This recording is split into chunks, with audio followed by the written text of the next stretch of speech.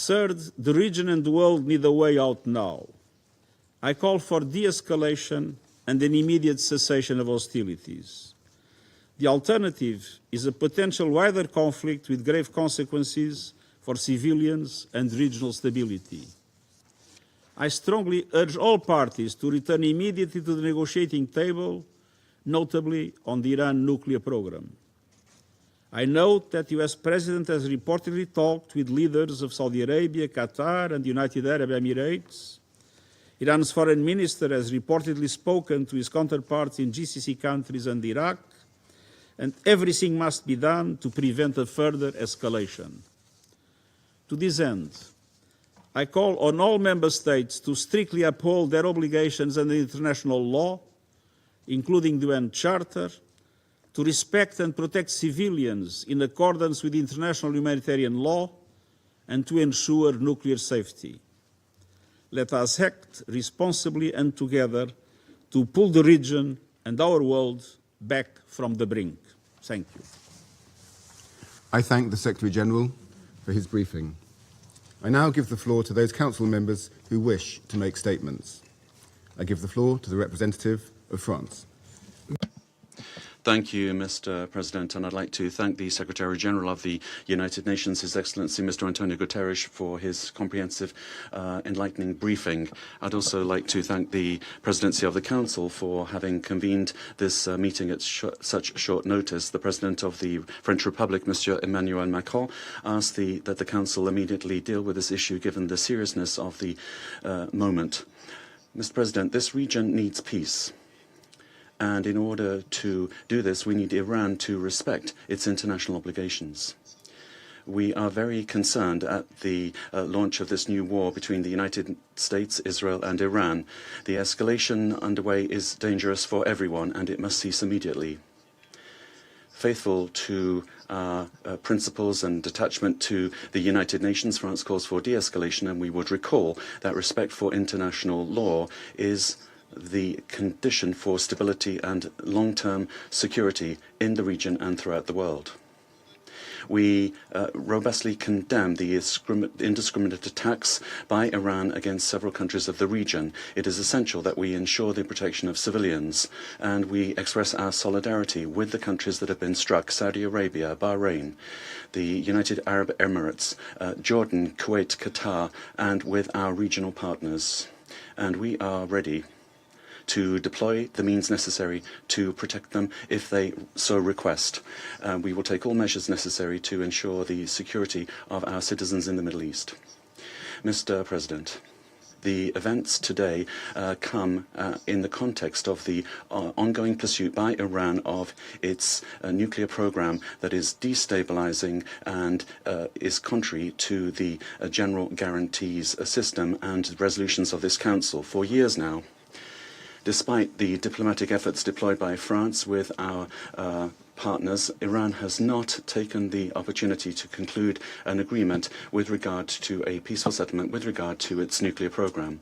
In parallel, Iran has reduced its cooperation with the International Atomic Energy Agency, which for a long time now has not been able to guarantee the peaceful nature of the Iranian nuclear problem. For many months now, the agency has not had access to the most sensitive sites of the Iranian program. Transparency has still not been provided with regard to the Iranian stock of highly enriched at 6% uranium, which represents an amount which is potentially enough to produce around 10 explosive nuclear warheads. The situation is such and so serious that last August we launched the procedure to re-establish the Security Council sanctions in response to the clear non-respect by Iran of its commitments. Over and above its nuclear program, it's also the ballistic program and the regional actions taken by Iran that continue to constitute sources of major destabilization. Iran is continuing also a policy of systematic destabilization in countries of the region through the support that it provides to its regional allies, be that Hamas, Hezbollah in Lebanon, the Houthis in Yemen, or previously the regime of Bashar al-Assad in Syria. We remain profoundly concerned by the suffering of the Iranian people, given the systematic and brutal repression that they have suffered for many years. For several weeks now, this people has seen an unleashing of unjustifiable state violence because it had the courage to demonstrate for a better life and for freedom. The Iranian people must be able to exercise their fundamental rights and must be able to freely decide their destiny. Mr. President, on the 28th of September, resolutions of this Council with regard to the Iranian nuclear program were re-established. These resolutions called upon Iran to suspend its enrichment activities of uranium, to cooperate with the IAEA with regard to its ballistic activities. The Council must ensure that these resolutions are implemented, also by ensuring that the 1737 Committee is functioning properly. Iran must commit, finally, to good faith negotiations with regard to its nuclear and ballistic program, and also with regard to its regional action. France, together with the E3, has been mobilized now for 20 years to find a negotiated diplomatic solution, the only thing that will solve this issue in a viable way. Together with our partners, we showed in 2015 with the JCPOA and Resolution 2231 of this Council that it was possible to reach an agreement.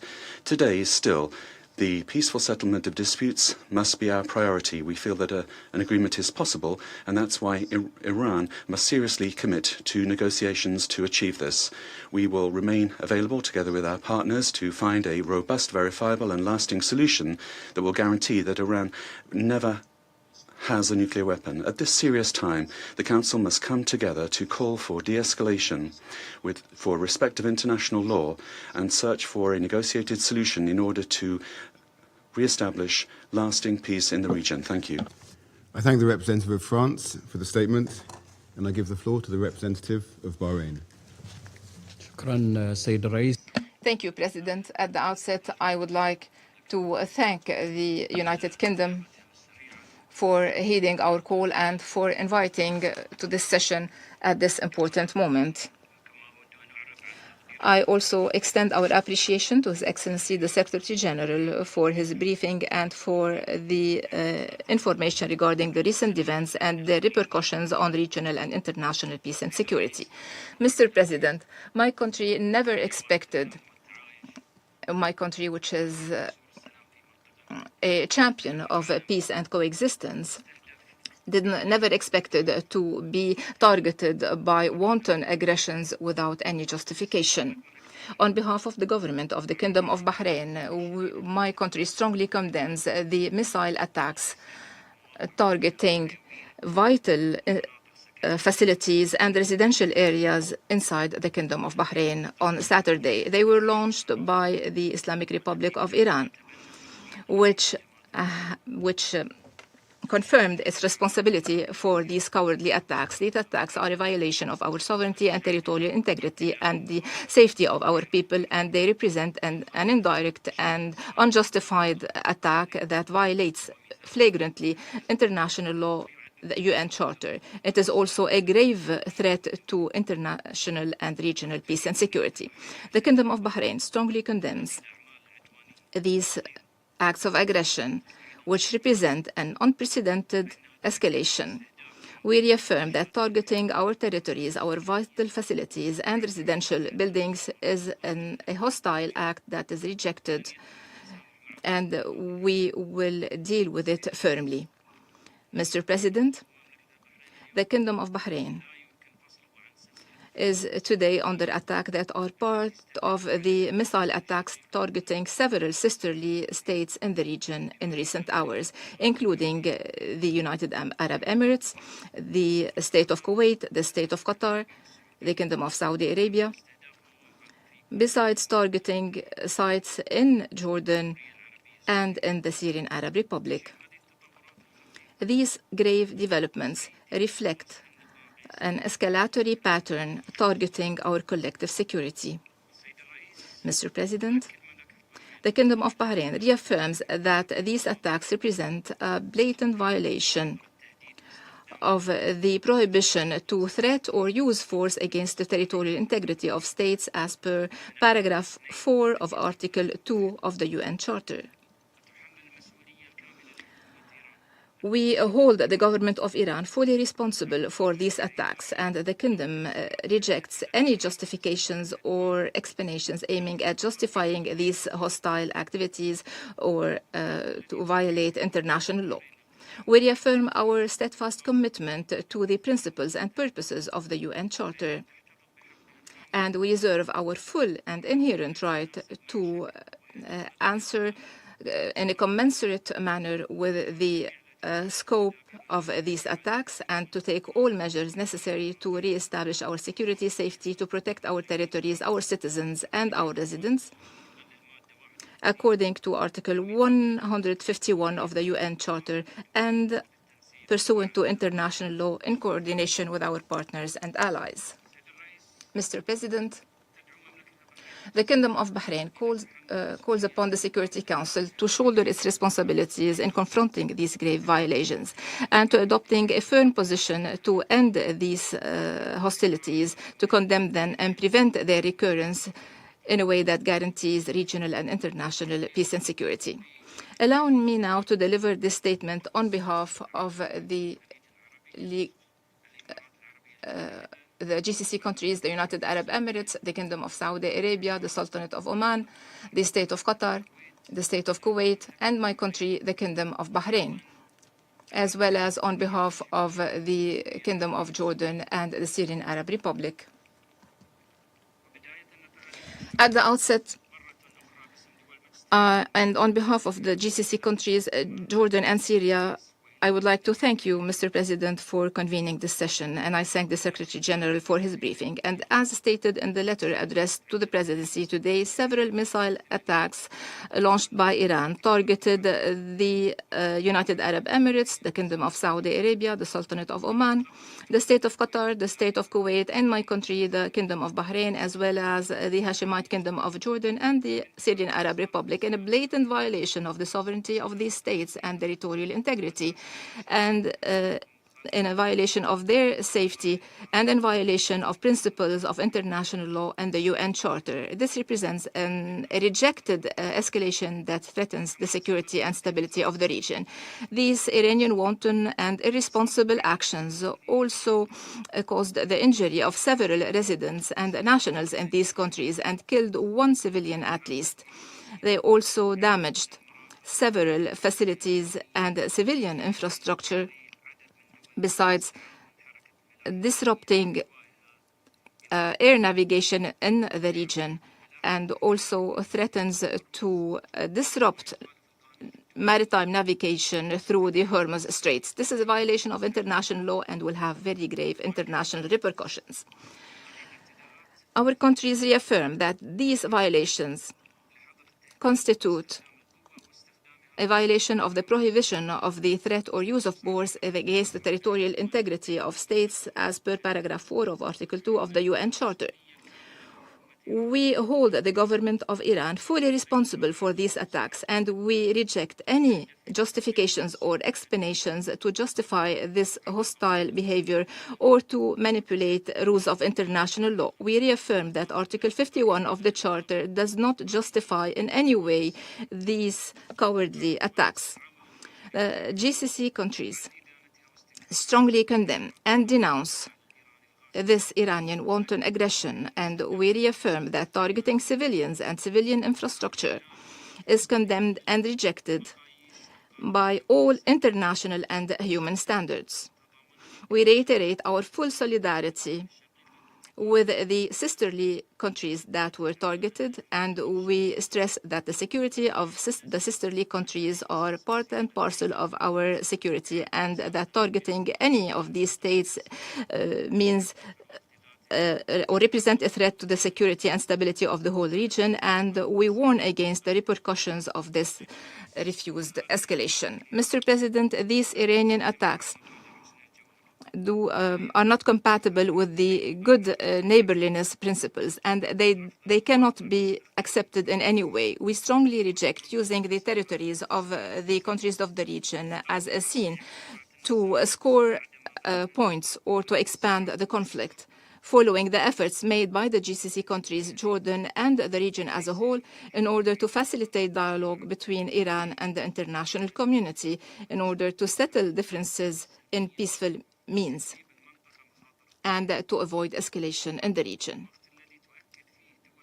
While the GCC countries reaffirm that their steadfast commitment to the purposes and principles of the UN Charter, they reserve their full and inherent right to self-defense pursuant to Article 51 of the UN Charter, and reserve the right to retaliate against this brutal attack in a commensurate manner and in line with international law. We reserve the right to take all necessary measures to restore security and stability and to protect our territories, our people and residents, and to guarantee our sovereignty, security, stability, and national interests.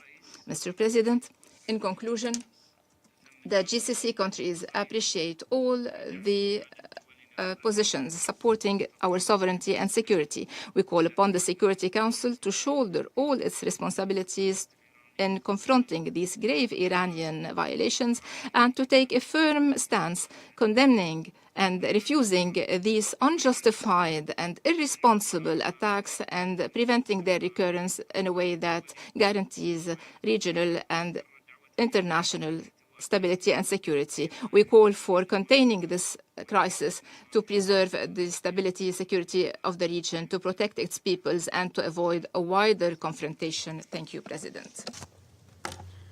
I thank the representative of Bahrain for the statement. I now give the floor to the representative of the Russian Federation. Mr. President, we'd like to thank the Secretary General for his briefing. First of all, I wish to express our firm rejection of the fact that the presidency today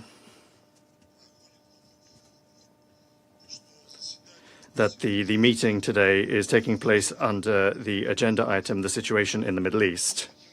We wish to recall that Russia and China requested that it be held under the agenda item, threats to international peace and security. That request was also contained in the relevant letter of the Iranian colleagues. The aggression that Iran has been subjected to today threatens to lead to escalation in an already escalated region, and it could go far beyond its borders.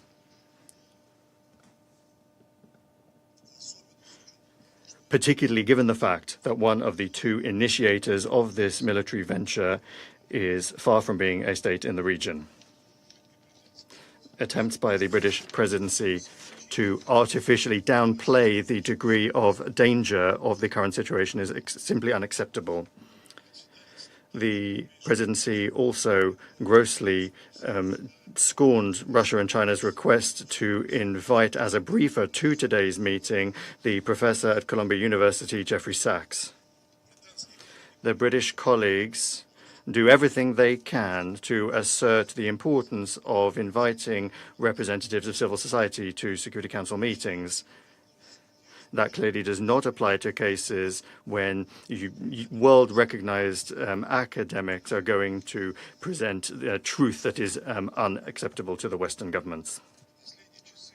In recent hours, we have witnessed a further extremely dangerous ratcheting up of escalation in the Middle East.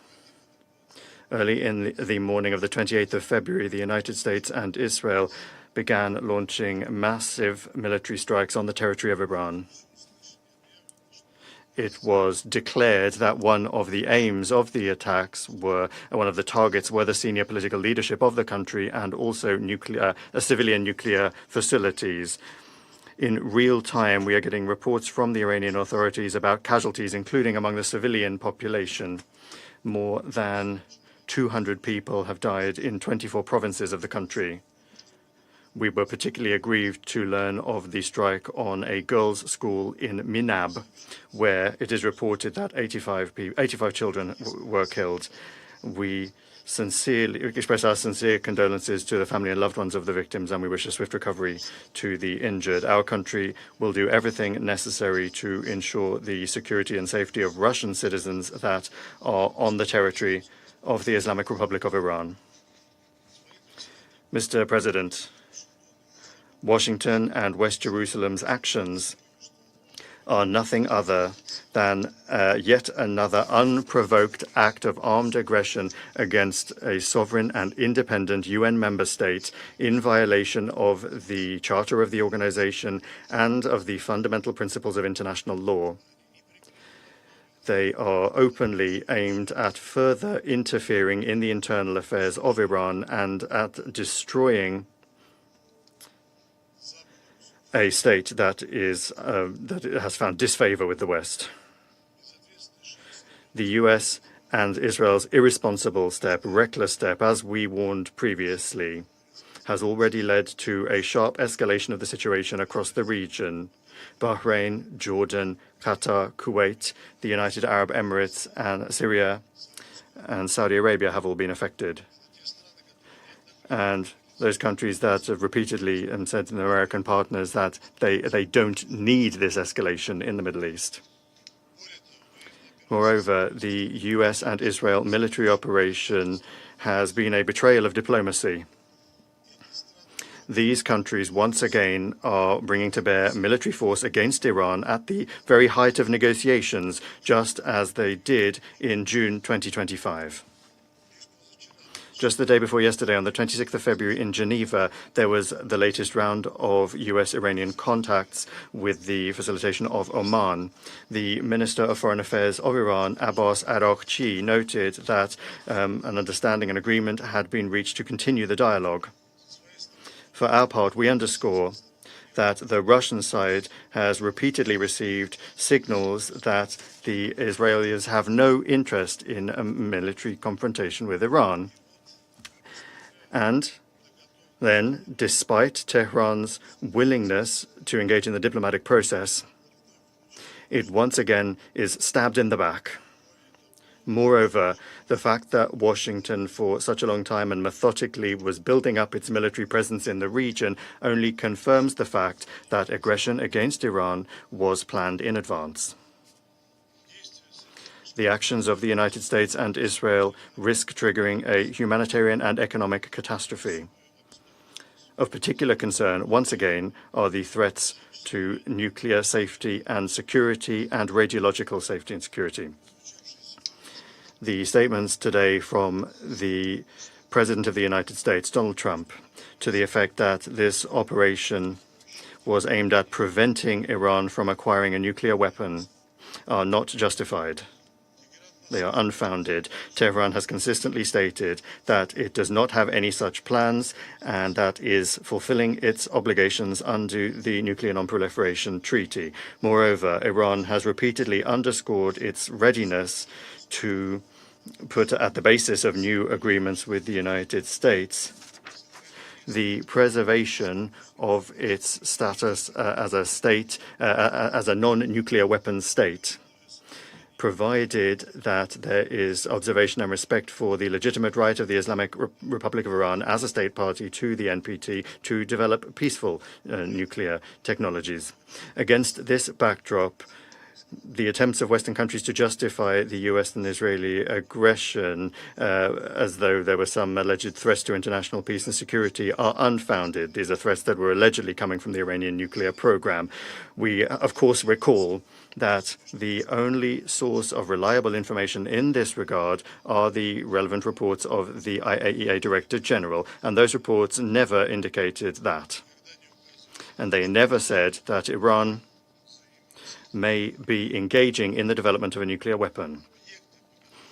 The objects that strikes are being launched against are under the agency's safeguards. That is to say, a priori, they cannot be used for any such activities. Against this backdrop, we expect that the IAEA Director General, Rafael Grossi, will provide unambiguous assessments and will condemn this latest undermining of the NPT's authority and undermining of the global regime for the non-proliferation by the USA and Israel. Nuclear energy objects, including the Bushehr nuclear power plant, cannot in any circumstances be the target of strikes by armed forces. That is unacceptable. Mr. President, we note that today's events were the latest phase of consistent escalatory steps around Iran by Western countries. That includes the US-Israeli strikes on the country's territory in June 2025 and the US's open interference and the open interference by US allies in the domestic political situation in Iran in January of this year. We also remember the failed attempts by the United Kingdom, France, and Germany to trigger the mechanism to restore the effect of Security Council anti-Iran resolutions, the so-called snapback mechanism. However, that did not happen. Russia and a number of other UN member states repeatedly and in detail explained the reasons why the United Kingdom, France, and Germany did not have the right to invoke that mechanism. However, that did not work, and the United States and Israel once again have brought military force to bear. There are obvious parallels with the events of 2003 when the US representatives waved a test tube around in this room to justify their invasion of Iraq by saying that there were weapons of mass destruction present there that no one actually found. In 2023, US Vice President J.D. Vance said that the Iraq campaign was unforced. As a result, innocent Iraqis and Americans died, and that Washington had to learn that lesson. However, as it turns out, that lesson has not yet been learned. In the statements of the European colleagues, and we'll hear that again today, instead of condemning aggression and the deaths of Iranian civilians, we once again will hear the statement of the President of France, Emmanuel Macron, saying the Iranian regime must understand that it has no other option but to engage in good faith negotiations to end its nuclear and ballistic programs, as well as its regional destabilization activities, end quote. Similar assessments were voiced by the Prime Minister of the United Kingdom, Keir Starmer. These absurd statements were then backed up by a joint statement of the leaders of the United Kingdom, France, and Germany, condemning only Iran's strikes on the countries in the region. Colleagues, just think for a moment. This sort of reaction is coming at a time when Iran has been subject to armed attack, to military attack at the peak of an active negotiating process. The hypocrisy of our European colleagues knows no borders. These aren't even double standards. It's a parallel reality, the other side of the looking glass. In the English language, there's an ideal term to describe the situation: victim blaming. One gets the impression that London, Paris, and Berlin are living within illusions that they have created for themselves and are broadcasting to the world. However, attempts to mislead the international community are doomed to fail. Any common sense person will fully well understand who is responsible, who bears responsibility for this latest uncontrolled escalation. Mr. President, we demand that the United States and Israel immediately cease their aggressive actions. An alternative to resolving the Iranian subject, including its nuclear component, the alternative to peaceful and diplomatic means simply does not exist, and it never has. We insist on the immediate resumption of political and diplomatic settlement efforts and the pursuit of solutions based on international law, mutual respect, and a balance of interests. Russia unchangingly stands ready to provide all necessary assistance for that work. Thank you. I thank the representative of the Russian Federation for the statement, and I give the floor to the representative of China. Thank you, President. I thank Secretary General Guterres for his briefing and support his call for de-escalation and return to diplomatic negotiations. Today, the United States and Israel brazenly launched military strikes against targets inside Iran, causing a sudden escalation of regional tensions. China is deeply concerned about this development. China consistently advocates that all parties should abide by the purposes and principles of the UN Charter and opposes and condemns the use or threat of force in international relations. China stresses that the sovereignty, security, and territorial integrity of Iran and other regional countries must be respected. China is deeply saddened by the large number of civilian casualties caused by the conflict. At all times, the red line for protecting civilians in armed conflict must not be crossed, and the indiscriminate use of force is unacceptable. China calls on all parties to fulfill their obligations under international law, including international humanitarian law, effectively ensure the safety of civilians and avoid attacks on civilian facilities. The use of force is not the right way to settle international disputes. It only intensifies hatred and confrontation. The escalation and spillover of tensions in the Middle East serves no one's interests. Dialogue and negotiations are the only way to resolve differences.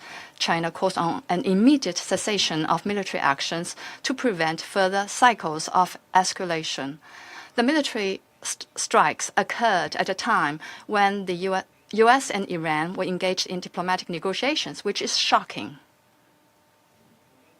The parties concerned should demonstrate political sincerity, resume dialogue and negotiations as soon as possible, and return to the right track of a political solution.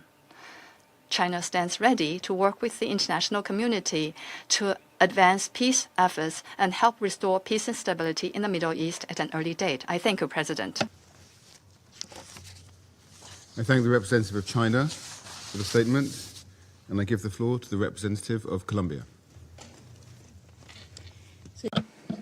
Mr. President, I'd like to thank the United Kingdom in its capacity as President of the Security Council for the prompt convening of this emergency meeting at the request of several countries, including Colombia.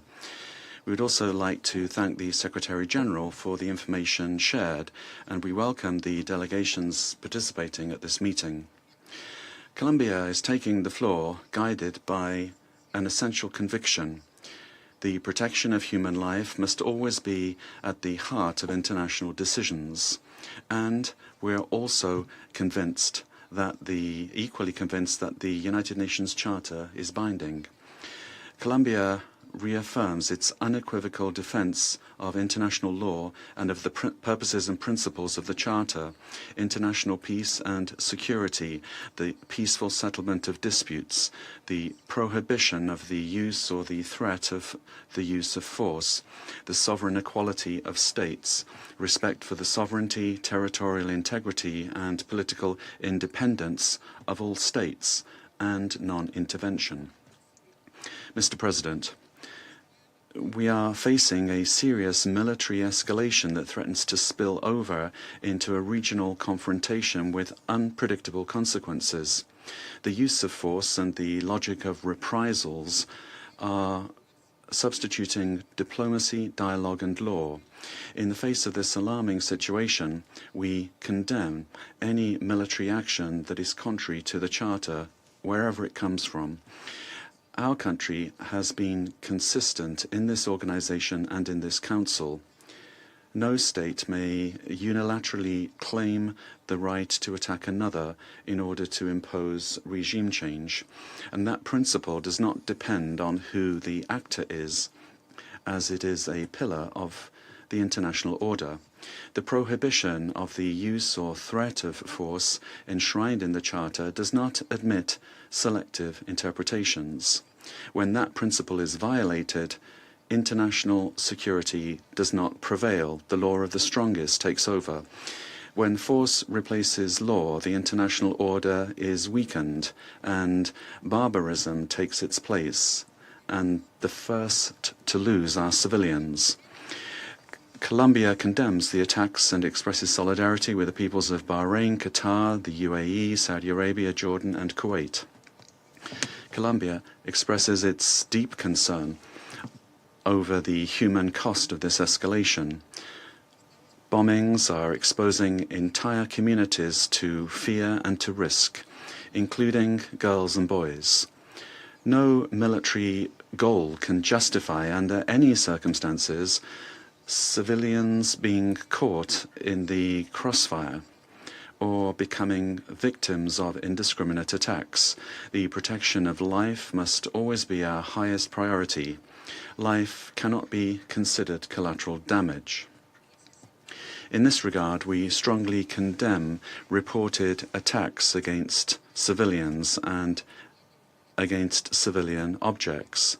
This is in clear violation of international humanitarian law, particularly the principle of distinction, and we urge the immediate cessation of hostilities.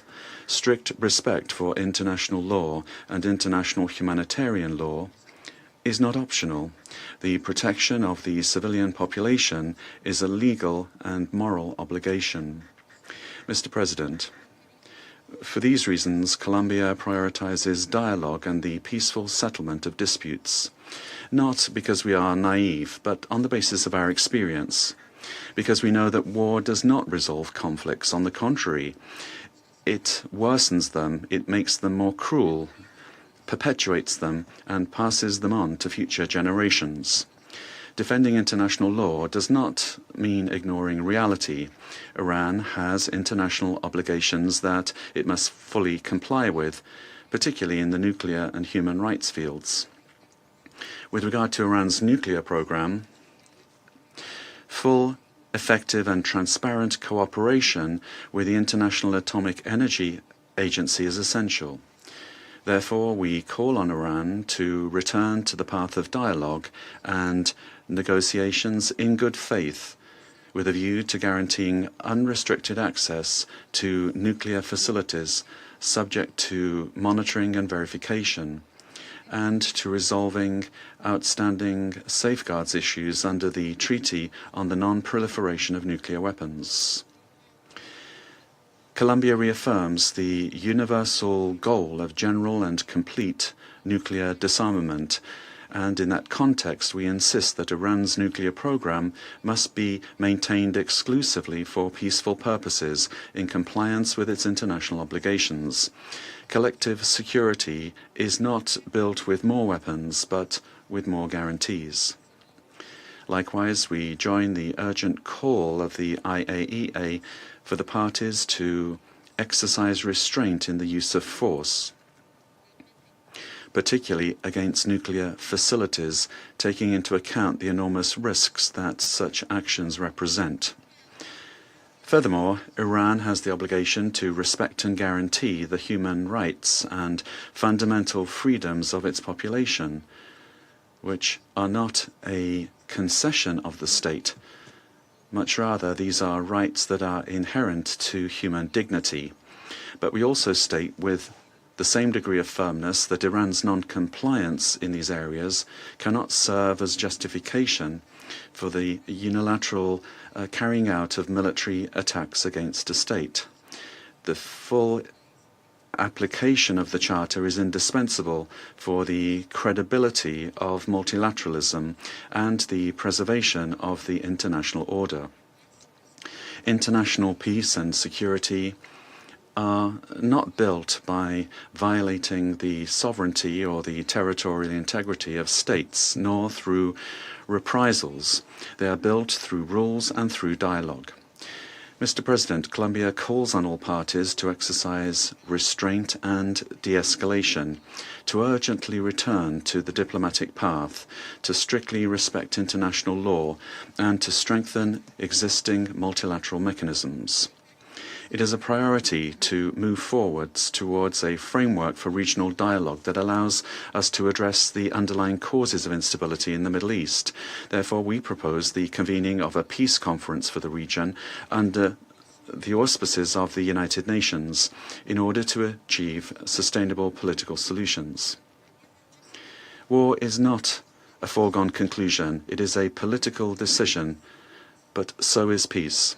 Today, the true responsibility of the international community and of this Council is to choose it, assuming with historical responsibility its primary mandate to preserve international peace and security. The United Nations organization cannot fall short of the gravity of this moment. It needs to choose to stop destruction before it becomes irreversible, and make space for diplomacy before it is too late. Thank you very much. I thank the representative of Colombia for the statement, and I give the floor to the representative of the United States. Thank you. Distinguished delegates, this is a moment in history that requires moral clarity, and President Trump has met the moment. The most fundamental duty of any sovereign government is the protection of its people. Operation Epic Fury is directed towards specific and strategic objectives: to dismantle missile capabilities that threaten allies, to degrade naval assets used to destabilize international waters, and to disrupt the machinery that arms proxy militias, and to ensure the Iranian regime never, ever can threaten the world with a nuclear weapon. As President Trump said last night, for decades, the Iranian regime has willfully destabilized the world. It has killed American forces and citizens, threatened regional allies, and jeopardized the security of international shipping upon which the world depends. Its massive support for violent proxies, declared terrorist organizations, the Houthis, Hezbollah, Hamas, and others, has brought bloodshed and disorder across the Middle East for far too long. This is not speculation. We know this to be true, and our men and women have paid for the actions of this regime and the IRGC with their lives. No responsible nation can ignore persistent aggression and violence. The regime in Tehran has led attacks that have cost American lives, hundreds of U.S. Marines in Lebanon, thousands of troops in Iraq. American hostage after hostage has suffered. Our ships fired upon dozens of times in the Red Sea. Iran has armed and financed militant organizations that undermine lawful governments and destabilize an already fragile region. Iran's continued pursuit of advanced missile capabilities, coupled with its refusal to abandon nuclear ambitions despite diplomatic opportunities, presents a grave and mounting danger. The international community has long affirmed a simple and necessary principle: Iran cannot have a nuclear weapon. That principle is not a matter of politics, it's a matter of global security, and to that end, the United States is taking lawful actions. This body, the United States Security Council, has acted repeatedly on this threat. 20 years ago, starting in 2006, Resolution 1696 demanded that Iran suspend all uranium enrichment-related and reprocessing activities, invoking Chapter 7 of the UN Charter, and adopting a legally binding resolution. When Iran failed to comply, this council followed with Resolution 1737, imposing mandatory sanctions, including bans on nuclear-related materials and technology, asset freezes on key individuals and entities linked to their nuclear program, and establishing a sanctions committee. Subsequent resolutions, 1747 in the year 2007, expanded arms embargoes and asset freezes. Resolution 1803 in 2008 tightened restrictions on dual-use goods and calling for the inspections of Iranian cargo. Resolution 1835 in 2008 reaffirmed the need for full compliance. And Resolution 1927 in 2010, which was the most comprehensive, banning ballistic missile activities, tightening the conventional arms embargo, targeting the IRGC and shipping lines, and prohibiting new Iranian banking relationships, built a robust multilateral framework to curb Iran's nuclear and missile pursuits. These measures, again adopted under Chapter 7, represented the world's collective judgment that Iran's actions posed a threat to international peace and security. And despite numerous opportunities for an alternative path, Iran remained defiant. And the Security Council decided on September 19th of last year, 2025, to restore these measures, snapback sanctions, sending a clear message that the world will not acquiesce to threats and half measures, and Tehran would be held to account. On top of these actions by the UN, American diplomacy was attempted repeatedly and in good faith. President Trump, Secretary Rubio, our special envoys, Witkoff and Kushner, were relentlessly dedicated to diplomacy. But diplomacy cannot succeed where there is no genuine willingness to cease aggression, where there is no genuine partner for peace. As President Trump said today, and he spoke directly to the Iranian people, he said, quote, "To the proud, great people of Iran, I saw tonight that the hour of your freedom is at hand.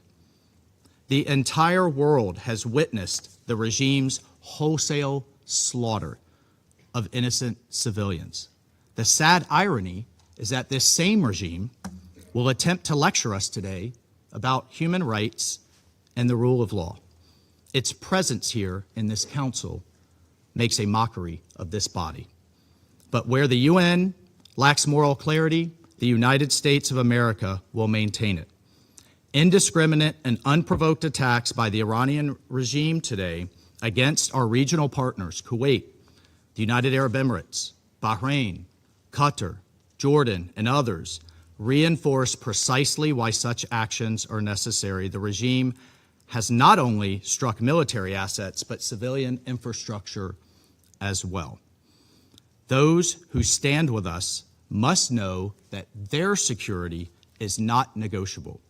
The safety of our allies is not conditional. It is assured.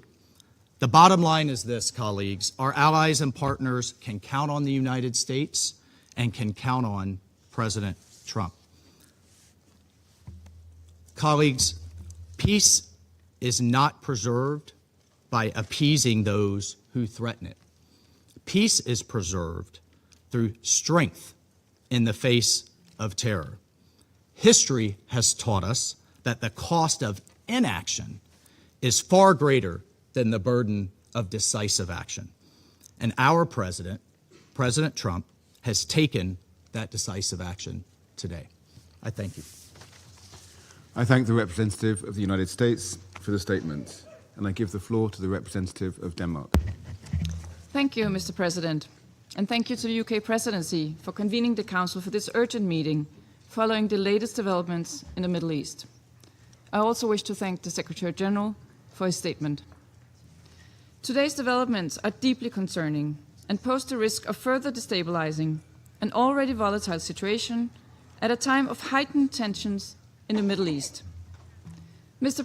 President, let me reiterate our deep concern over Iran's unacceptable behavior related to its nuclear program, its ballistic missiles, its destabilizing activities in the region and beyond, and its violent crackdown and repression against its own people. As a consequence, the European Union, with Denmark's active support, has adopted strong sanctions against Iran, just like we have always been promoting diplomatic efforts to address the nuclear and ballistic missile programs through a negotiated solution. I also wish to express Denmark's condemnation of Iran's attacks today on countries of the region. This must stop immediately. We express our full solidarity with partners in the region under attack. Mr. President, at this critical juncture, de-escalation is imperative. A broader regional escalation would have devastating consequences for the Middle East and for international peace and security. We call for maximum restraint and respect for international law, including international humanitarian law. What is needed is for diplomatic efforts to reduce tension and for the negotiations to resume in good faith as the only viable, lasting solution to the Iranian nuclear issue. Iran must never be allowed to develop or acquire a nuclear weapon. This is essential for regional and international security. Finally, Mr. President, for years now, we have heard the Iranian people calling for dignity, for opportunity, and for their fundamental rights to be respected. For too long, authorities in Tehran have failed to heed these calls. We call on Iran to refrain from further attacks, give up their weapons programs, and to meaningfully engage with the international community in a manner consistent with its international obligations and the will and aspirations of its own citizens. I thank you. I thank the representative of Denmark for the statement, and I give the floor to the representative of Pakistan. Thank you, President.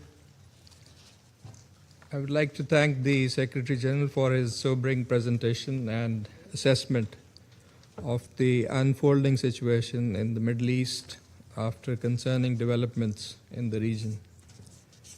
We concur with his view that there is no viable alternative to a peaceful settlement. President, Pakistan condemns the initiation of unwarranted attacks against the Islamic Republic of Iran in violation of international law. Yet again, these attacks come at a time when renewed diplomatic efforts were underway to reach a peaceful and negotiated solution. Such a course of action will undermine the peace and stability of the entire region with far-reaching consequences.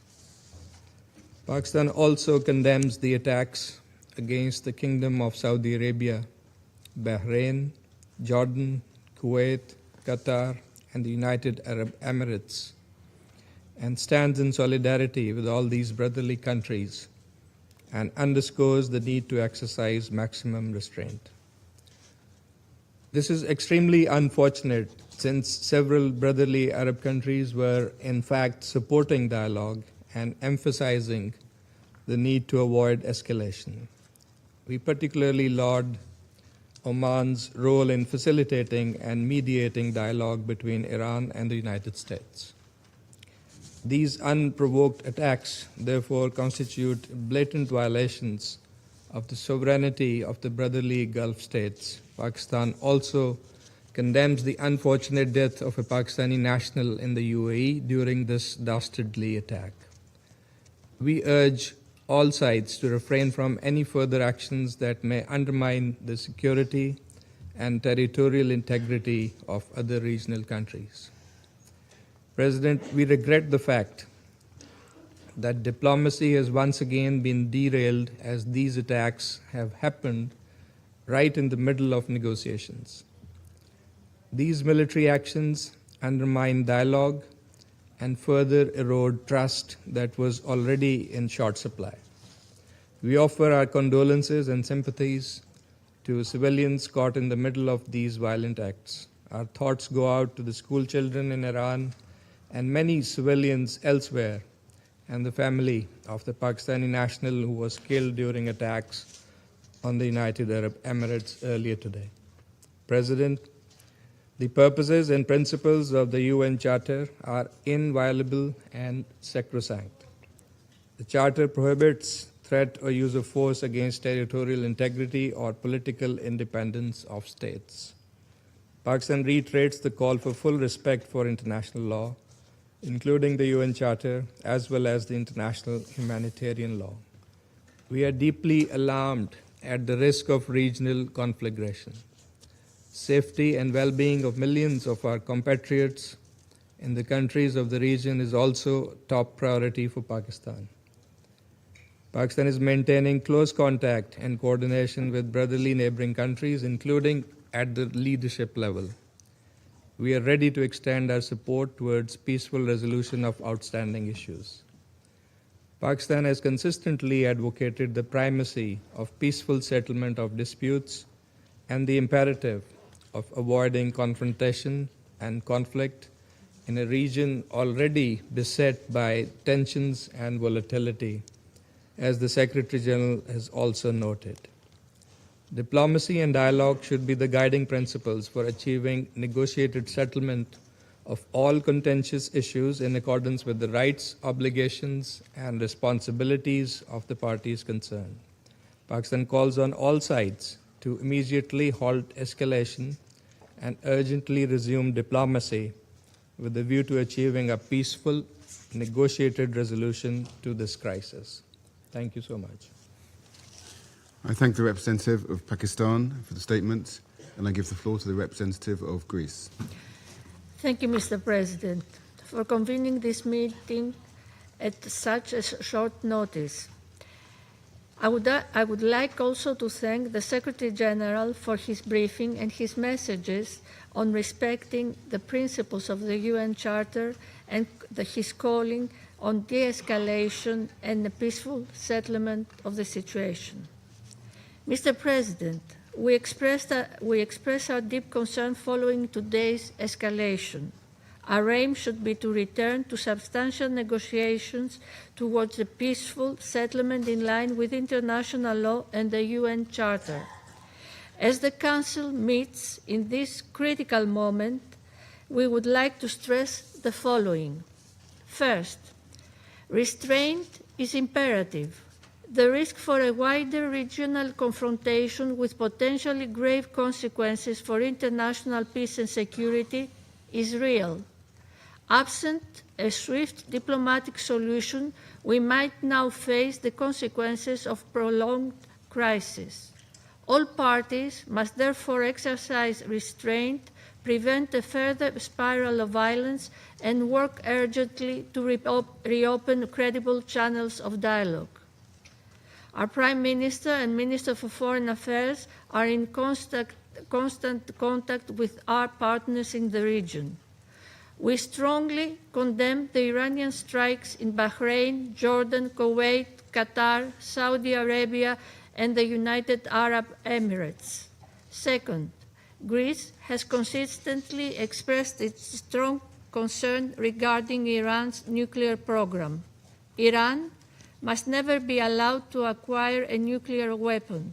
The accumulation of significant quantities of uranium enriched up 60% by a non-nuclear weapon state raises serious proliferation concerns and has no credible civilian justification.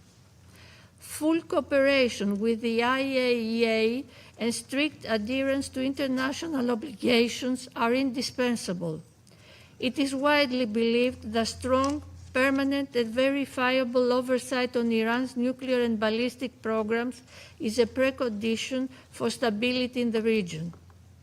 Diplomacy, grounded in verification and transparency, remains the only sustainable path forward. Third, maritime security in the Gulf, the Straits of Hormuz, and the Red Sea must be fully respected by all sides. Even more now, of all times, stability is of the utmost importance. We urge Iran and its allies in the region to refrain from any retaliatory action that could endanger freedom of navigation, threaten commercial shipping, or further destabilize global energy and trade flows, constituting a blatant violation of the international law of the sea as reflected in UNCLOS. Fourth, the protection of civilians and respect for international law must remain absolute priorities. Adherence by all member states to the UN Charter, international humanitarian law, and human rights law becomes even more critical. Civilians must not bear the cost of military escalation. The humanitarian consequences of further confrontation could be severe. In closing, Mr. President, the stakes for regional and global peace are exceptionally high. We urge Iran to immediately engage in meaningful and good faith negotiations with a view to achieving a durable, negotiated solution. Dialogue and diplomatic engagement aimed at restoring stability and providing credible security assurances for all concerned must prevail. Failure is not an option. I thank you. I thank the representative of Greece for the statement, and I give the floor to the representative of Somalia. Thank you, Mr. President. I have the honor to deliver this statement on behalf of the A3 members of the Security Council, namely the Democratic Republic of the Congo, Liberia, and my own country, Somalia. We thank the Presidency for promptly convening this emergency meeting on the situation in the Middle East. The A3 thanks the Secretary General for his thorough update on this worrying and rapidly evolving development in the Middle East and its implications on international peace and security. We also echo the Secretary General's message of today's military escalation in the Middle East. We welcome the representative of Iran to this meeting.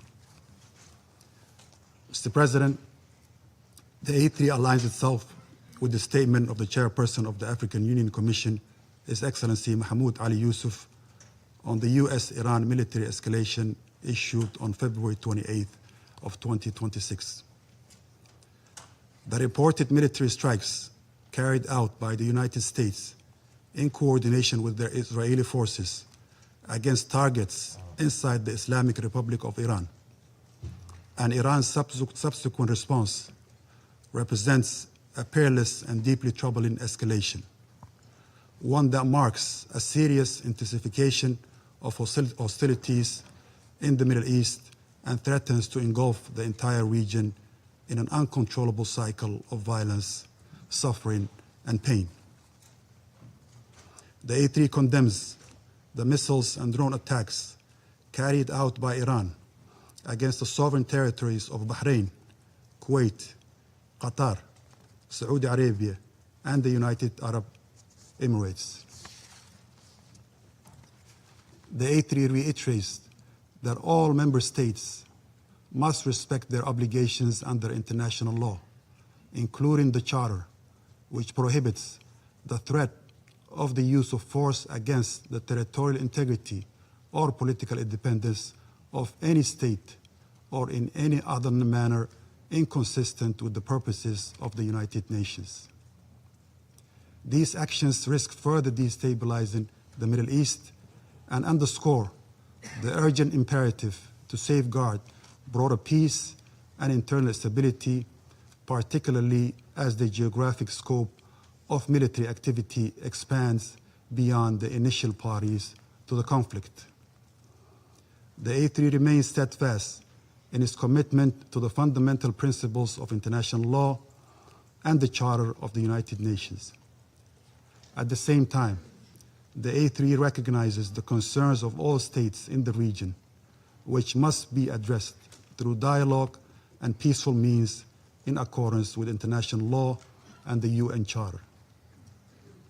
We believe that all member states share a responsibility to act in accordance with these commitments, and that these are essential foundations for international cooperation and peaceful coexistence. Mr. President, the A3 calls for restraint, urgent de-escalation, and sustained dialogue. All parties must act fully in accordance with international law and the United Nations Charter to safeguard international peace and security. Our position underscores the importance of dialogue, the peaceful settlement of disputes, and respect of international law. It's important for all parties to exercise restraint and responsibility, uphold international law, and avoid any actions that could escalate tensions or threaten regional peace and stability. The A3 stresses that the spillover effects of these hostilities imperil countless lives and threaten to deepen existing crises. The A3 expresses its solidarity with the people of the region and reiterates that the African Union's commitment to peace, stability, and mutual respect among nations and regions. Mr. President, in this regard, the A3 urges all parties to prioritize diplomatic engagements, including the ongoing international mediation efforts facilitated by the Sultanate of Oman to prevent further deterioration and uphold international rules-based order. At this critical juncture, the A3 calls for the swift return to the path of negotiations as the only viable means to reach a sustainable agreement regarding the Iranian nuclear program. Sustainable peace can only be achieved through diplomacy, not through force. The A3 strongly reaffirms the urgent necessity of establishing a Middle East zone free of nuclear weapons and other weapons of mass destruction, applicable to all states in the region without exception, in accordance with relevant international resolutions. We also stress the need for all Middle Eastern countries to join the Treaty on the Non-Proliferation of Nuclear Weapons as a step toward regional and global security. We emphasize the paramount importance of protecting civilians and civilian infrastructure, including in the context of cross-border strikes and retaliatory actions, and as well as refraining from targeting nuclear facilities that are under International Atomic Energy Agency safeguards, in line with relevant IAEA resolutions and the United Nations Security Council decisions. The A3 reaffirms its commitment to multilateralism and the principles of the United Nations Charter. We urge all parties to act with responsibility and wisdom, placing the well-being of the region's people above all other considerations. It's important to seize this moment to redouble our efforts for de-escalation and to support a diplomatic process that can deliver peace, stability, and security for all states in the Middle East. The A3 stands ready to support all efforts within this Council and in cooperation with regional and international partners to facilitate a peaceful, inclusive, and lasting resolution to the situation in the Middle East. I thank you, Mr. President. I thank the representative of Somalia for the statement, and I give the floor to the representative of Panama. Gracias. Thank you, Mr. President. We thank your presidency for convening this meeting,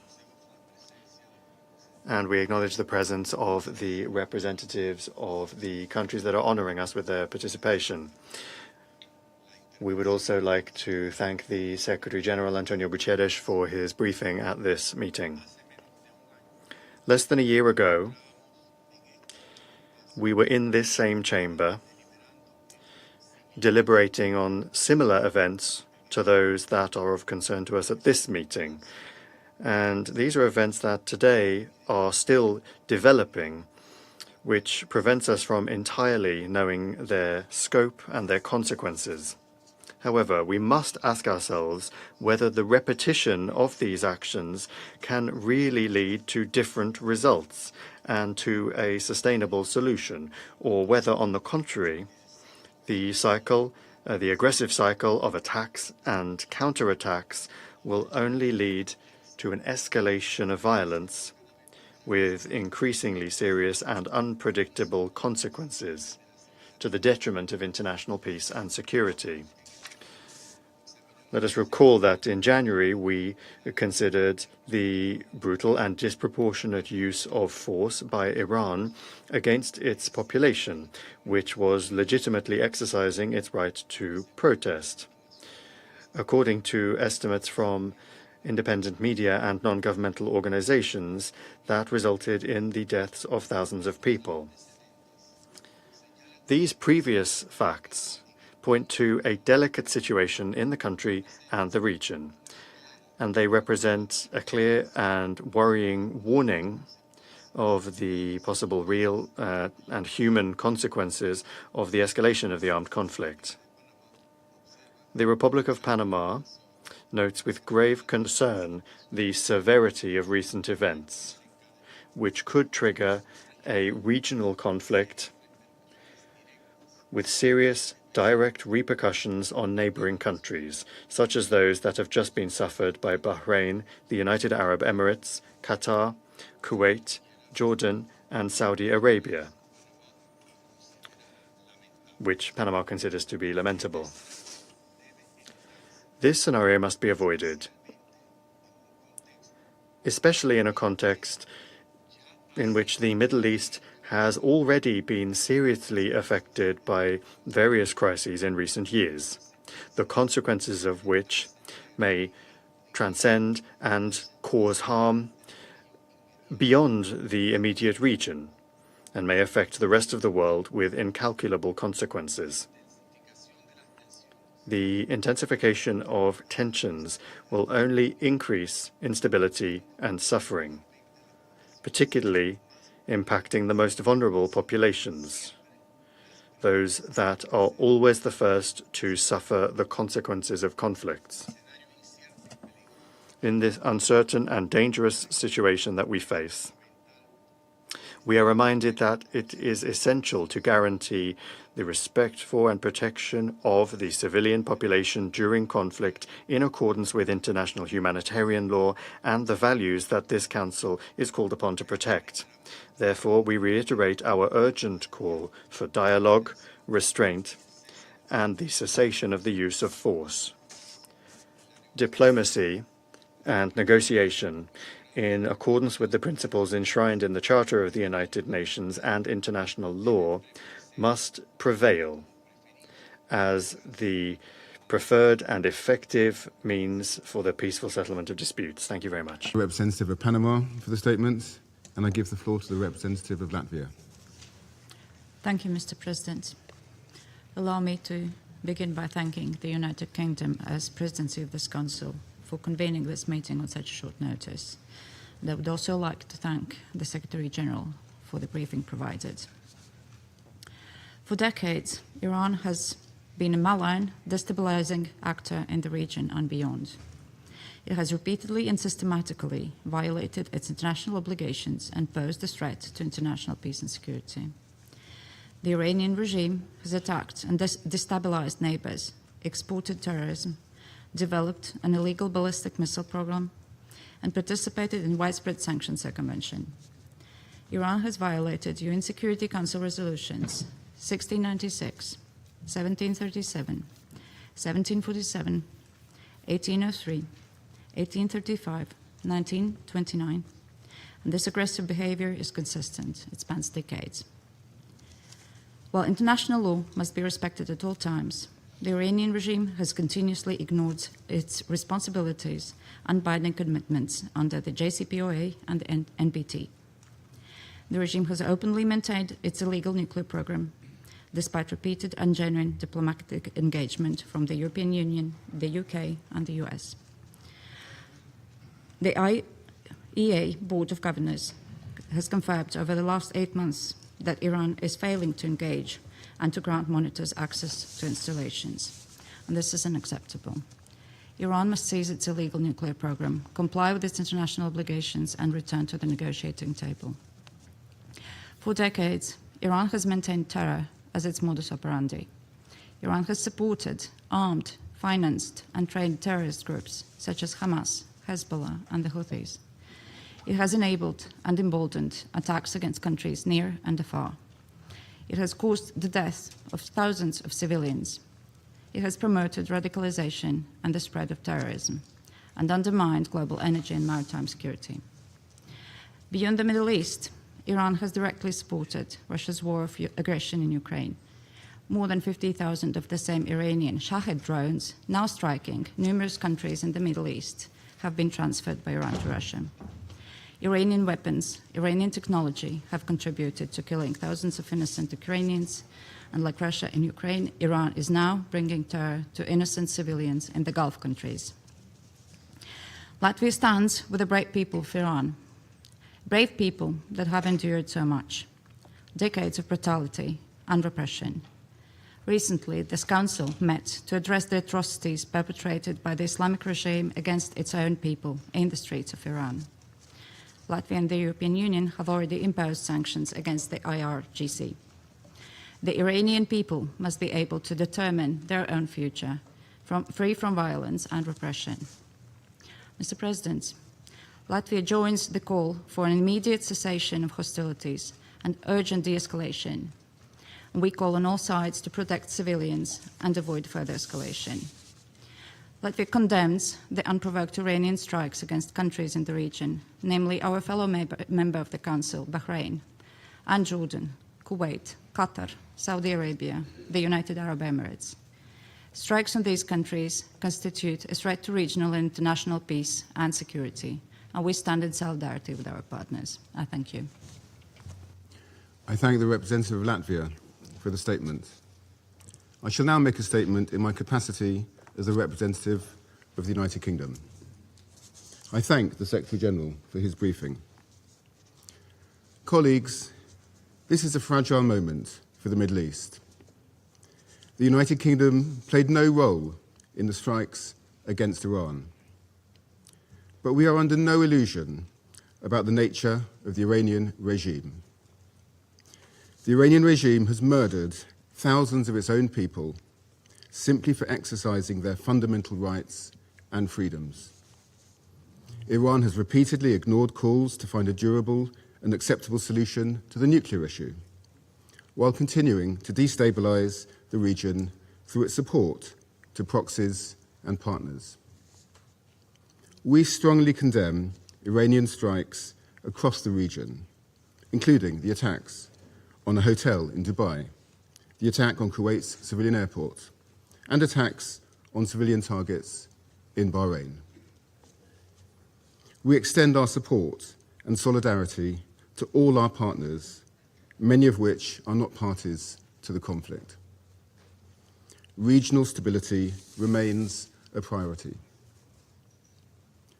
As my Prime Minister stated, UK forces are active and British planes are in the sky today as part of coordinated regional defensive operations to protect our people and regional partners, as the United Kingdom has done before and in line with international law.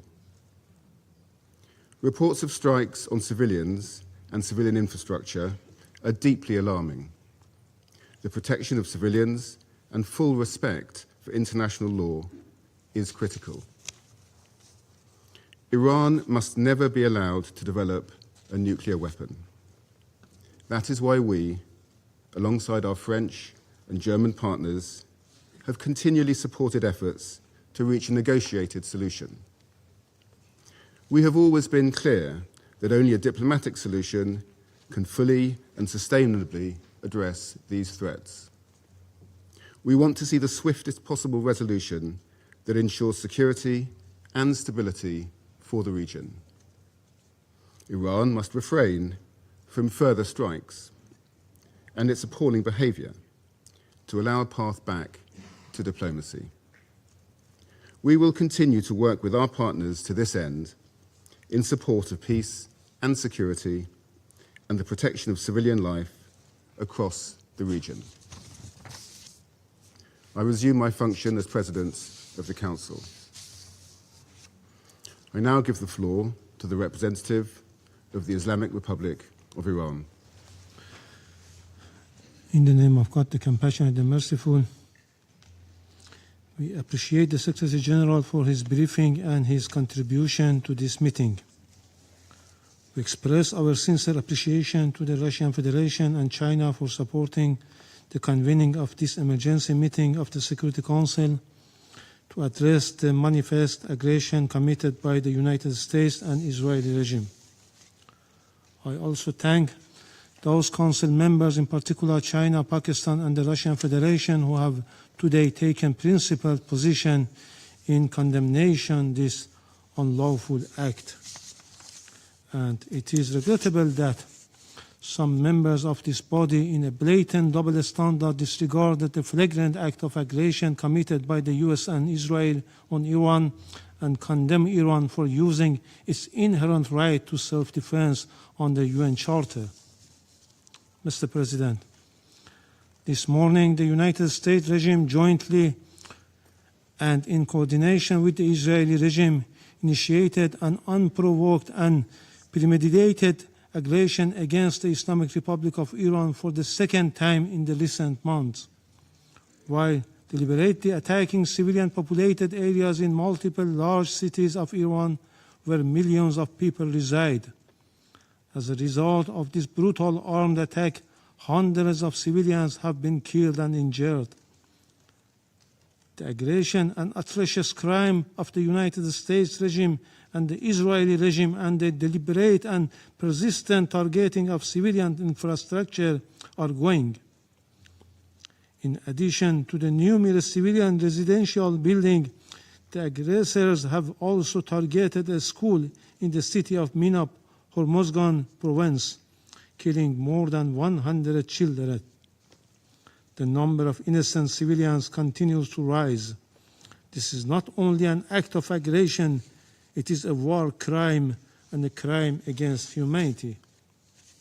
Yet today, once again, the representative of the United States, through a regrettable pattern, has attempted to distort facts and rely on misinformation to justify the blatant aggression of the United States and Israel against my country. The facts, however, are unequivocal. The justification advanced by the representative of the United States today are illegal and entirely devoid of legal foundation. The baseless allegation invoked to defend this unlawful use of force have no standing under international law. The invocation of preemptive attack claims of imminent threats or other substantiated political claims cannot legitimize aggression. Such claims are unfounded legally, morally, and politically, and they contradicted the clear principles of the Charter of the United Nations. I also categorically reject the assertion made by the representative of France, the United Kingdom, and certain other Western members regarding Iran's peaceful nuclear program. These claims lack a factual and legal basis. Mr. President, distinguished colleagues, the President of the United States and the Prime Minister of the Israeli regime have openly claimed responsibility for this act of aggression and have explicitly articulated regime change as their objective, an unmistakable admission of their intent to violate Iran's sovereignty and territorial integrity. The President of the United States has falsely described this aggression as necessary to neutralize an imminent threat to the American people. This is nothing more than a deliberate attempt to mislead the international community and the U.S. public opinion and manufacture consent for unlawful war. Similarly, the representative of the United States has cynically sought to mislead this Council, yet history provides ample documentation that the foreign policy of the United States has repeatedly relied on unlawful force, covert intervention, and political manipulation to alter the governments of other member states. This record is well established. The reality is clear and undeniable. What is taking place today against my country by the United States and the terrorist regime of Israel is a blatant act of aggression, a full-fledged violation of international law. No justification, no accusation, no narrative of disinformation can legitimize or excuse this manifest crime and aggression. Mr. President, we have communicated on several occasions with this Council and the Secretary General about warmongering statement and interfering actions in the internal affairs of Iran by the President of the U.S. in a blatant violation of the UN Charter and international law, and called for the Council action. Regrettably, all were unanswered. The issue before the Council is straightforward: whether any member state may, including a permanent member of this Council, through the use of force, coercion, or aggression, determine the political future of another state or impose control over its affairs. International law and the Charter are explicit on this matter. Article 2, paragraph 4 of the Charter categorically prohibits the threats of use of force against the territorial integrity or political independence of any state. Mr. President, against this backdrop, I would like to make the following points. 1. What is occurring against my country is a clear act of aggression. It is an open armed aggression against the Islamic Republic of Iran. The United States and Israel war today is not merely a war against Iran. It is a war against the Charter of the United Nations, a war against international law, and a war against the international legal order, upon which the United Nations and the Security Council have been built for over 8 decades. As the Charter affirms, the United Nations was established to save succeeding generations from a scourge of war. The Charter, adopted in 1945, is founded upon this fundamental principle. Members shall refrain from threat or use of force in international relations. The sole exception is the inherent right of self-defense under Article 51, and only in the event of an armed attack. The military aggression carried out by the United States and Israel satisfies none of the criteria of lawful self-defense. Accordingly, the action of the United States and Israel constitute a manifest violation of Article 2, a peremptory norms and a fundamental principle of international law accepted by all member states. Neither the Charter nor international law recognize internal matters of states as justification for the use of force by other states. Were this otherwise, no international legal order could endure. The rule of law would be replaced by the rule of force. 2. In responding to aggression and large-scale war, the Islamic Republic of Iran is exercising its inherent and lawful right of self-defense under Article 51 of the Charter of the United Nations. The armed forces of the Islamic Republic of Iran are utilizing all the necessary defensive capabilities and means to confront this criminal aggression and deter the hostile acts. Consequently, all bases, facilities, and assets of the hostile forces in the region shall be regarded as legitimate military objective within the framework of Iran's lawful exercise of self-defense. Iran will continue to exercise its right of self-defense decisively and without hesitation until the aggression ceases in full and unequivocal terms. 3. Iran remains firmly committed to respecting the sovereignty and territorial integrity of its neighboring countries. Under no circumstances will we target the sovereignty, people, or interests of our neighboring countries in the Persian Gulf. Our legitimate response have been directed solely and exclusively at the bases and assets of the hostile government of the United States that operate beyond the control of the host states. Priority has been given to the targets that diminish the aggressor capability and capacity to continue its malign actions. We had previously and formally conveyed this warning to the Secretary General and the Security Council. 4. Despite continuous U.S. hostile policy, we were sincerely and seriously pursuing the path of diplomacy and dialogue to reach a just, fair, and sustainable agreement. Yet, for the second time in the midst of the negotiation, the United States betrayed diplomacy and resorted to force and launched an attack against my country in blatant violation of Charter of the United Nations, presently interfering in Iran's internal affairs. They are even calling on the people to riot against their own government. The recent record of the United States toward Iran is equally clear. Since January 2025, the U.S. administration again reinstated the hostile approach, including the policy of so-called maximum pressure and economic strangulation through sweeping sanctions. The General Assembly has repeatedly voted by overwhelming majorities against such unilateral coercive measures. The objective of these illegal measures has been transparent, unconditional surrender. Despite repeated warning by Iran to the Secretary General and the Council regarding serious violation of the Charter by a permanent member, the Council has regrettably failed to discharge its primary responsibility, allowing the erosion of the rule of law in favor of the rule of force. 5.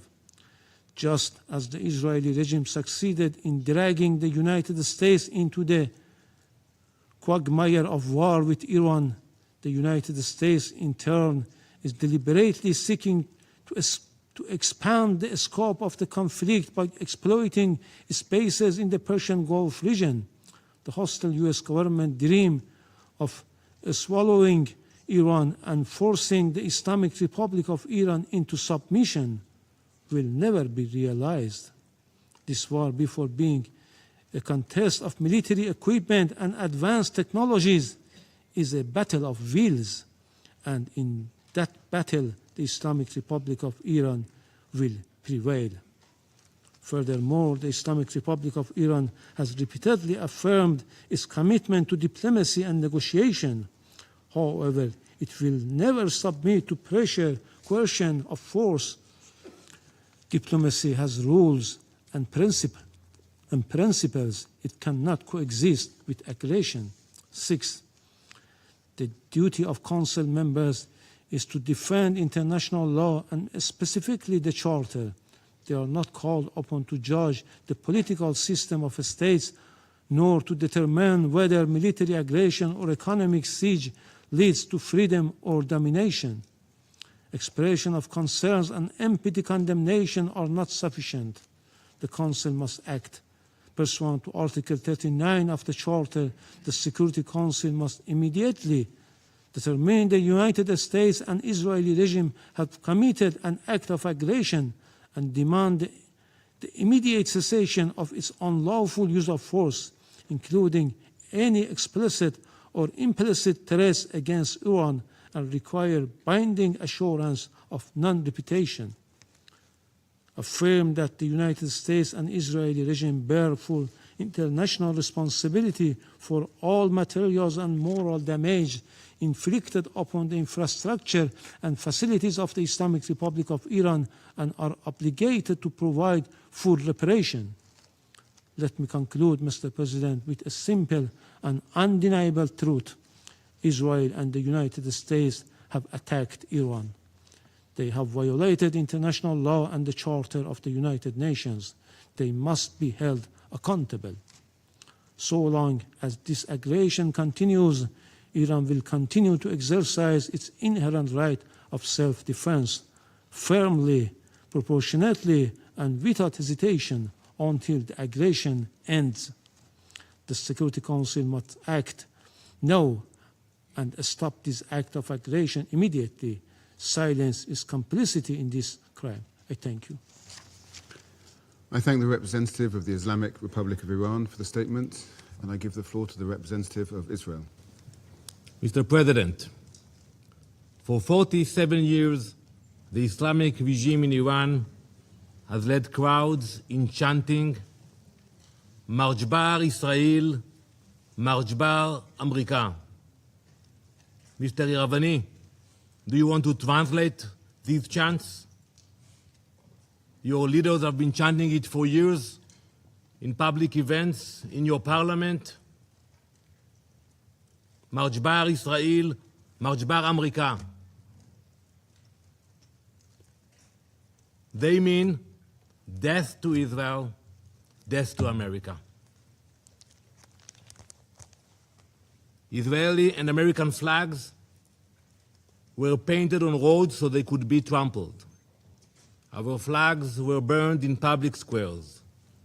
This is not the anger of a radical fringe. It is state-sanctioned hatred. And while those March Bar chants echoed, uranium was enriched, centrifuges span, missiles were built, facilities were buried deep underground. It was never just empty rhetoric. It was preparation for action. But today, alongside our ally, the United States, we act to stop it. Israel stands before you today, having acted with the United States to confront and stop an existential threat before it became irreversible. The operation targets nuclear infrastructure, ballistic missile sites, the machinery of repression that fuels terror across our region. We did not act of impulse. We did not act of aggression. We acted out of necessity because the Iranian regime left no reasonable alternative. This joint effort will continue for as long as the threat remains. We thank President Trump and acknowledge the close cooperation between Israel and the US, which has brought the alliance between our countries to an all-time high in peace and in war. Let us be clear about what we are confronting. This regime has built nuclear weapons in blatant disregard of international law and UN resolutions. It has brutally murdered its own citizens and crushed dissent. It's happened now as we speak in cities in Iran. It has expanded missile arsenals and armed proxies across the region. It has openly declared its intention to erase Israel from the map. Now, as it faces consequences, it is launching missiles and drones across the region, endangering the UAE, where a Pakistani citizen, unfortunately, was killed. Jordan, Kuwait, Bahrain, Qatar, Iraq. As we speak, in the last hour, a rocket targeted the city of Tel Aviv. Civilians, they don't target military bases. Civilians struck a building in Tel Aviv. An innocent woman was killed and 21 people were injured. This is a regime that destabilizes wherever it reaches. It spreads violence outward while crushing freedom at home. It is not reacting. It is expanding. It is a machinery of radicalism that does not recognize borders. Mr. President, diplomacy was exhausted. Iran was required to stop enriching uranium, stop heavy water projects, stop developing nuclear-capable missiles, and allow full inspections. Iran did none of it. Instead, it fortified its nuclear facilities so we cannot get to them, accelerated missile production, and continued to fund terror. Since the last operation in the summer, they spent billions on their proxies. The resolutions were clear. The strategy was just as clear. Delay, delay, delay. But we will not be played. And it's simple what they were planning. They were building the means to corner us, to force an irreversible reality with our backs against the wall. That is not a future Israel will accept. No responsible nation should. This operation is guided by clear objectives: eliminate immediate threats, dismantle the nuclear program, destroy its ballistic missile production, neutralize naval threats, break the proxy network that destabilizes the region. The operation was carried out in order to protect the people of Israel within the framework of the ongoing armed conflict between Israel and Iran, in line with the UN Charter and in accordance with international law. Our forces stand ready to stop extremism armed with nuclear weapons. To the soldiers of the IDF, our boys and girls, my son, my daughter, we salute you. You stand like lions defending our people. An entire nation stands behind you. We have heard the condemnation from few member states, from the Secretary General, but we all know that escalation did not begin today. It began when Iran armed proxies and exported terror, expanded missiles and drones, advanced its nuclear program in violation of its commitments, turned on its own people, beating, imprisoning, executing. Where was the outrage of the UN? Where were the consequences? Now, Israel acts to prevent an irreversible threat, and the condemnation is immediate. This is the definition of hypocrisy. Some call this aggression. We call it necessity. We call it survival. Mr. President, history has taught us never to ignore those who openly call for our destruction. When a regime says it will destroy Israel, when it chants death to Israel, when it promises to wipe Haifa and Tel Aviv off the map, we believe it. We genuinely believe it when we see those hundreds of ballistic missiles that they are launching to Israel. We believe the threats. We do not ignore them. We do not gamble with our survival. We act. Now let me address the brave people of Iran. You are not our enemies. This operation is not directed at you. It is directed at a regime that has silenced you, imprisoned you, and invested in missiles and uranium while your economy suffers. You deserve better. It is this regime, the Basij, the Revolutionary Guard, who have dragged your country into isolation. The world does not fear a free Iran. It fears a radical regime armed with nuclear weapons and driven by extremism. Your future should not be defined by those who chant for death. As President Trump has said, the Iranian people deserve dignity, security, and the chance to shape their own destiny. We are thinking about you. You are seen. You are not alone. The future of Iran belongs to its people. We stand with you. Mr. President, this week, Jewish families all around the world celebrate Purim. Many Israelis will do so now in a bomb shelter. The story of Purim happened more than 2,500 years ago, in the same place, in ancient Persia. An evil minister by the name of Haman sought to wipe out the Jewish people. And it began with words, with chants. It became a decree.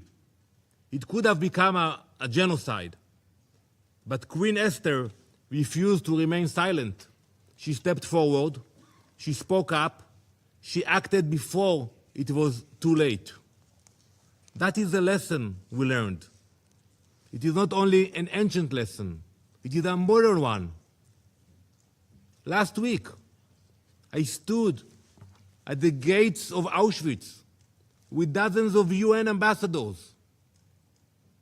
We stood in a place that shows what happens when radicalism and extremism grows and no one stops it in time. Before the Holocaust, some leaders, serious leaders, believed that they could calm aggression with concessions. They were completely wrong. Giving in did not stop evil. It strengthened it. Winston Churchill understood what Queen Esther understood long before him. When destruction is declared and weapons are being prepared and assembled, leaders must act. Not later, now. Today, President Trump and Prime Minister Netanyahu understand that same lesson. For decades, the Iranian regime has built missiles, enriched uranium, armed proxies, and spread terror far beyond its borders. This regime is not only Israel's enemy. It is an enemy of stability, an enemy of every peace-loving nation. In this joint operation, Israel and the US are acting together, not because we see conflict, because we refuse to ignore declared destruction. We are stopping extremism before it becomes unstoppable. We will ensure that no radical regime armed with nuclear weapons and ballistic missiles can threaten our people or the entire world. Thank you, Mr. President. I thank the representative of Israel for the statement. I will now give the floor to His Excellency Mr. Majid A. Abdulaziz, Permanent Observer of the League of Arab States to the United Nations. Shukran. Thank you, Mr. President. I thank the Presidency for convening this emergency session today. I also extend my thanks to the Secretary General for his powerful and comprehensive briefing. The Security Council convenes today at a pivotal moment in the history of the United Nations, a moment that unfortunately represents a glaring failure of the multilateral international system, a failure the League of Arab States has long warned against. Regrettably, it is a moment in which the Arab-Israeli conflict has expanded into a full-scale regional war, through which Israel seeks, through this escalation, to evade ending its occupation of Palestinian territories, to prevent the establishment of an independent Palestinian state, and to obstruct Palestine's admission to the UN in implementation of the two-state solution and the core principles of international legitimacy. Israel has done so by expanding the scope of its brutal military aggression against the Palestinian people in Gaza and the West Bank, by intensifying its efforts to annex the West Bank, and through repeated military attacks on Syria, Lebanon, Yemen, and Iran, all in a misguided attempt that is categorically rejected both regionally and internationally to impose Israel's hegemony on the Middle East by using military means. Even if it is at the expense of the member states of the League of Arab States and at the expense of the suffering of their peoples under Israeli policies and attacks aimed at imposing the law of force instead of the force of law. At the Council's previous meeting on this item last week, the Foreign Minister of Israel, the occupying power, made extremist religious assertions, thus offering clear evidence of the arrogance of Israel, which seeks to impose its own extremist religious interpretation on the word, claiming that all Palestinian land, including the West Bank, which cannot be annexed under President Trump's plan and under Security Council's Resolution 2803, all this Palestinian land has belonged to Israel for thousands of years. Such claims reflect an unmistakable contempt for the legal, historical, and foundational principles upon which international legitimacy have been built in this Council and in this organization.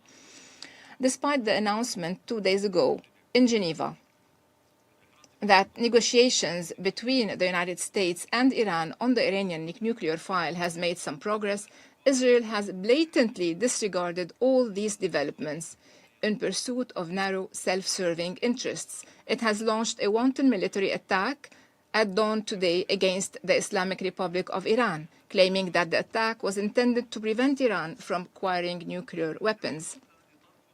At the same time, Israel itself refuses to join the Nuclear Non-Proliferation Treaty. It refuses to subject its nuclear facilities to the IAEA's comprehensive safeguards regime, and it refuses at the same time to attend the United Nations Conference on the establishment of a Middle East zone free of nuclear weapons and other WMDs. That conference, held for the 7th consecutive year at the United Nations last November, with the active participation of the Islamic Republic of Iran in all its sessions, and with the continued boycott of Israel and one permanent member of this Council. This Israeli boycott of this important conference is clear. Although the conference seeks to achieve the same goal, which is to eliminate the ambiguous nuclear capabilities, both Israeli and Iranian, and this Israeli stand reflects the fact that Israel wants to remain the only state acquiring ambiguous nuclear capabilities in the Middle East and capable of producing nuclear weapons, which is something that Middle East countries cannot accept. Mr. President, despite all the above, the clear escalation among all parties amounts to a cowardly and unjustified military assault by the Islamic Republic of Iran on several Arab states that are members of the League of Arab States. This escalation threatens to widen the scope of the military conflict and risks igniting a full-scale regional war. The General Secretariat of the League of Arab States have issued an official statement from which I quote: "The General Secretariat of the League of Arab States strongly condemns the Iranian attacks on the State of Qatar, the Kingdom of Bahrain, the State of Kuwait, the United Arab Emirates, and the Hashemite Kingdom of Jordan."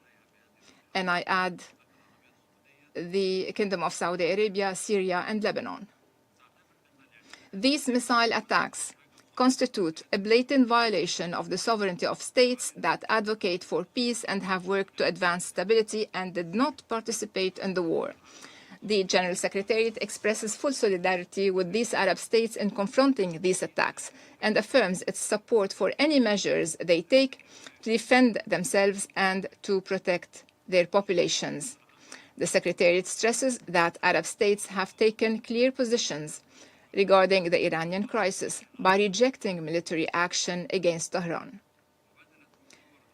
Several Arab states exerted tremendous efforts to further mediation and to prevent the escalation we are witnessing today. The General Secretariat is deeply concerned by the grave dangers posed by the current situation in the region. It calls upon all influential parties in the international community to act immediately to de-escalate as quickly as possible, to prevent the expansion of regional instability and violence, and return immediately to dialogue. End of quote.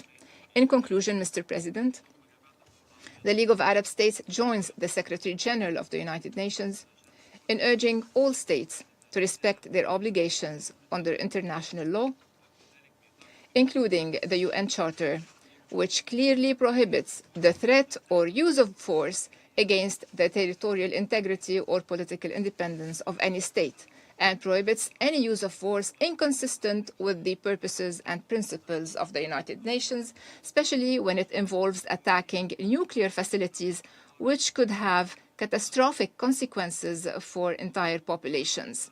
The League also joins the United Nations in calling for an immediate cessation of hostilities and de-escalation to prevent a wider regional conflict that would have dire repercussions for regional stability in the Middle East. From this standpoint, the League of Arab States urges the Security Council, particularly with the United States assuming the Council's presidency beginning tomorrow, to lead the collective security regime, to immediately halt military operations, and to return to negotiations on all tracks, inspired by the positive momentum generated by last week's Board of Peace meeting and by the role of President Trump in advancing global peace, and in full respect for the established mechanisms of the multilateral international system, far from any geopolitical confrontations that will only prevent us from achieving global peace. Thank you, President. I thank His Excellency Mr. Abdulaziz for the statement. The representative of the United States has asked for the floor to make a further statement. Yeah, thank you, Mr. President. I wish to exercise my right of reply to the so-called representative of the Iranian regime. The United States strongly rejects this ridiculous and frankly farcical assertion that U.S. actions are inconsistent with international law. For 47 years, the Iranian regime has chanted, quote, "Death to America," at every turn, at every opening of its parliament. It has sought to eradicate the state of Israel. It has waged an unending campaign of bloodshed and mass murder. It is responsible for a series of unprovoked armed attacks targeting the United States and Israel, violations of the UN Charter, and threats to international peace and security across the Middle East. It has even attempted to assassinate the U.S. president, President Trump. It has done so not only directly, but through its proxies, seeking to hide and mask its bad actions while publicly claiming to be a victim. Iran's menacing activities directly endanger the United States, our troops, our bases overseas, our partners, our allies around the world. The United States has made every effort to negotiate a peaceful resolution of this conflict with Iran. But Iran has failed to take that opportunity. So in close coordination with the government of Israel, the United States has taken lawful actions to address these threats in line with Article 51 of the Charter of the United Nations. And Mr. President, I'll just say on a final note, you know who is not complaining tonight? You know who is not citing the vagaries of international law? You know who is celebrating in the streets around the world? The Iranian people. Mr. President, maybe, perhaps just maybe, they will finally be free. I thank you. I thank the representative of the United States for the statement. The representative of Bahrain has also asked for the floor to make a further statement. I give them the floor. Thank you, Mr. President. I apologize for taking the floor once again. I would like to reread a paragraph from the statement of the GCC countries, Jordan and Syria. Accurately, it is as follows, and I quote, "As we have pointed out in the letter addressed to you today, a number of Iranian missile attacks have targeted today the UAE, the Kingdom of Saudi Arabia, the State of Qatar, the State of Kuwait, and my country, the Kingdom of Bahrain, and the Hashemite Kingdom of Jordan, and the Syrian Arab Republic, in a flagrant violation of the sovereignty and territorial integrity of these countries." I thank you.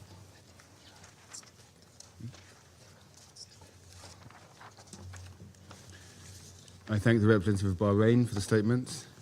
The representative of Iran has asked for the floor to make a further statement. Thank you. I have one word only. I advise to the representative of the United States to be polite. It will be better for yourself and the country you represent. Thank you. The representative of the United States has asked for the floor to make a further statement. Frankly, I'm not going to dignify this with another response, especially as this representative sits here in this body representing a regime that has killed tens of thousands of its own people and imprisoned many more simply for wanting freedom from your tyranny. Thank you, Mr. President. Okay. There are no more names inscribed on the list of speakers. Before adjourning the meeting, as this is really the last meeting of our presidency in the month of February, I would just like to express my thanks on behalf of the delegation of the United Kingdom to members of the Council, the Secretary General, and members of the Secretariat for all their support this month. The meeting is adjourned.